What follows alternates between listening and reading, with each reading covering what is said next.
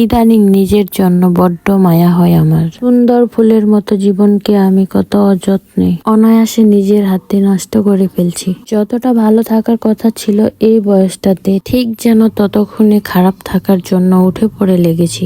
যে চোখে স্বপ্ন দেখার কথা, সেই চোখ দিয়ে ক্রমাগত চোখের জল ফেলি। যেই ঠোঁটে হাসি লেগে থাকার কথা, সেই ঠোঁটে রাজ্যের সব বিষণ্ণতার দখল। মনটা কেমন যেন পাথর হয়ে গেছে। হ্যালো, আসসালামু আলাইকুম এভরিওয়ান, সবাই কেমন আছেন? আশা করি সবাই ভালো আছেন। তো আল্লাহর রহমতে আমিও অনেক অনেক ভালো আছি। এই খারাপ থাকার পিছনে কেউ নাই, কারো নাম নাই, কারো বিরুদ্ধে কোনো অভিযোগও নেই। আছে শুধু কেবল একরাশ হাহাকার। কারোর সাথে মন খুলে কথা বলতে না পারার দুঃখ, কারোর সাথে সুখ ভাগাভাগি করতে না পারার দূরত্ব। তবে সব দোষ আমার। চোখের সামনে স্বপ্নগুলো ঝরে যেতে দেখছি, মাটিতে দাফন হতে দেখছি রোজ নিজের ইচ্ছেগুলোকে। দমিয়ে রাখতে হয় নিজের মমতাকে। বিদায় দিয়ে দিছি নিজের স্বপ্নগুলোকে, ছেড়ে দিয়েছি সুখের আশাটাকে। তবুও মনের কোথাও থেকে চিৎকার বেরিয়ে আসতে চাই, আমি ভালো নেই। জীবনের কঠিন সময়গুলোতে নিজেকে গোপন রাখাই ভালো। নিজের দুঃখ কষ্ট কাউকে না দেখানোই উত্তম। জীবনে যদি কখনো খুব খারাপ সময় আসে, তাহলে নিজের দুঃখ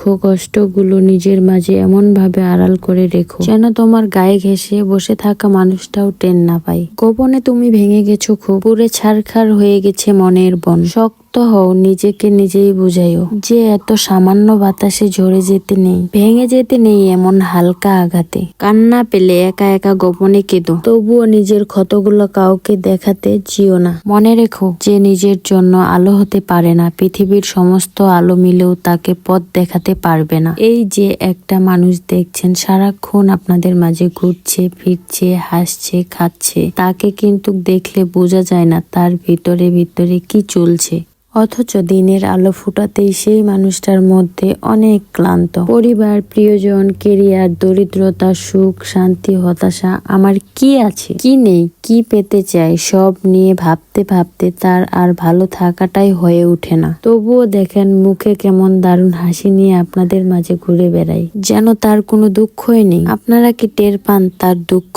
পাওয়ার কথা নয়, এখন আর দুঃখ লুকিয়ে রাখতে ইচ্ছে হয় না। জীবনে এমন একটা সময় আসে যখন মানুষ নিজেকে বুঝতে পারে, নিজের জন্য মায়া হয়, নিজের কথা চিন্তা করে। আপন কিংবা কাছের মানুষদের প্রয়োজন আর চাহিদা মিটাতে মিটাতে এক সময় মানুষ বড্ড ক্লান্ত হয়ে যায়। আর তারপর যখন নিজেকে একা আবিষ্কার করে, ঠিক তখনই মানুষ নিজেকে নিয়ে আফসোস করে। পৃথিবীতে আপন বলতে যখন কেবল নিজেকে আবিষ্কার করে মানুষ, তখন নিজের ব্যাপারে সচেতন হয়, তখন নিজেকে ভালোবাসতে চায়, সময় দিতে চায়। স্বার্থের পৃথিবীতে যখন নিজের কথা ভাবার মতো কেউ থাকে না, তখন মানুষ মানসিকভাবে ভেঙে পড়ে। যখন মানুষ আশা ছেড়ে দেয়, খোসামত ছেড়ে দেয়। ব্যাপারটা এমন না কে অবহেলা করছে কিংবা গুরুত্ব দিচ্ছে, কে ভালোবাসছে কিংবা ঘৃণা করছে, কে পছন্দ করছে কিংবা অপছন্দ করছে, তাতে কখনো কিছু যায় আসে না। মানুষ যখন নিজেকে ছাড়া আর কাউকে পাশে পায় না, তখন সে নিজেকে ধীরে ধীরে মানসিকভাবে শক্তিশালী করতে থাকে। আর একবার মানসিকভাবে শক্তিশালী হয়ে গেলে তখন আর পৃথিবীর কোনো আঘাতেই মানুষ মাথা নত করে না। জীবনে এমন একটা সময় আসে